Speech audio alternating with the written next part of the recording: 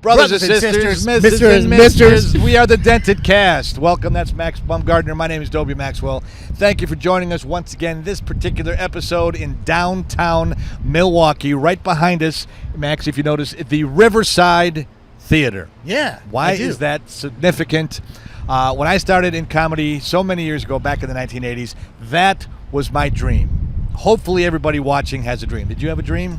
Of course. You were part of it. I didn't dream about you, but you took part in it on the 37th floor of the John Hancock Center at 875 North Michigan Avenue, otherwise known as 97.9 The Loop. The Loop. We got a chance to work together. That was Max's big dream to do that. Yeah. And he did it. Yeah. And was it everything you thought it would be? Yes, it was. Actually, go right ahead. No, it's all good. Come on. You're extras. You guys come on through. We're on in 57 countries and 14 states. Yes. Yeah, actually it was. It ended too quickly. People thought we got fired. We actually got fired. But it was because the company sold the radio station, not because of our performance. And then right after we found out ratings are a big part of radio people's lives, we found out that the ratings were actually pretty damn good. They were pretty good, and they could have kept us, blah, blah, blah. Yeah, the point is, everybody, not just dented cans, have dreams. But I think dented cans' dreams, when they don't happen, it affects you a lot harder because there's nothing else in your life to go on. Come on through. It's okay. You guys are cool. Yeah, no problem. Okay. It's all good. Okay. Thank you very much. You're missing the climactic end to a stellar broadcast. I think when a dream doesn't go good for a dented can, it pounds you, it hurts you, it kills you. Now, one of the few dreams that I did have in my life was to perform at the Riverside Theater, and I got it. I got it way too soon. It's about a 3,000, 3,500 seat theater, and it was the place. They remodeled it maybe, 30, 40 years ago, and it was the ultimate place for a live performance to happen.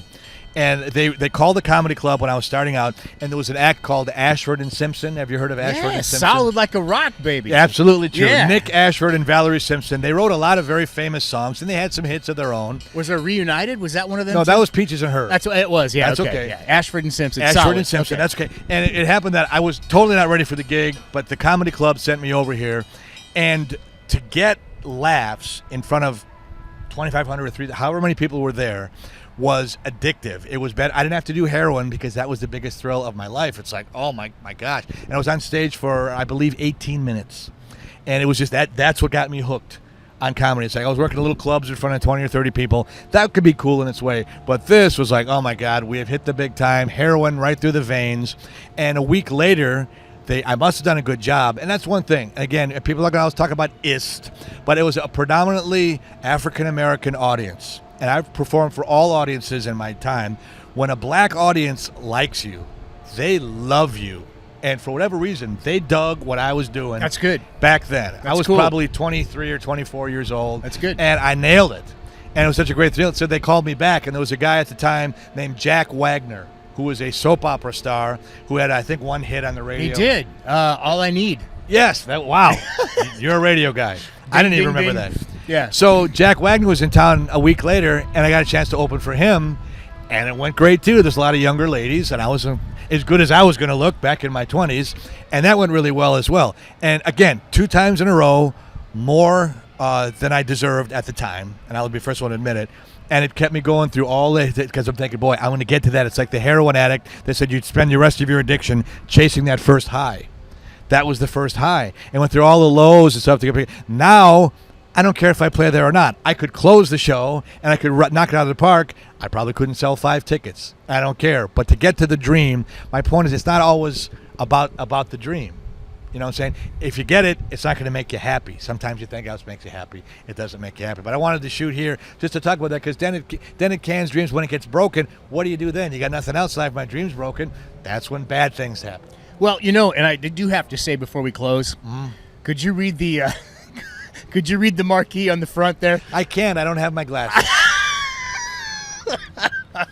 It says, coming soon, Max and Dobie and the Dented Can Show. Okay.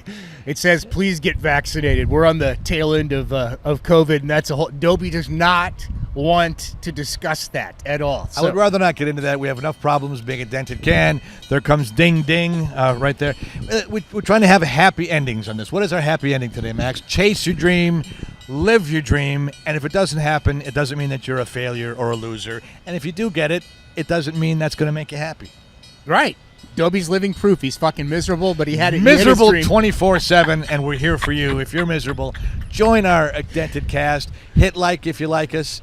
Subscribe if you do, and if you don't, there's plenty other shit to look at the internet. You don't have to waste your time with us. So we're not going to beg you. Thank you. We're the Dented Cast. We'll be back whether you want us or not.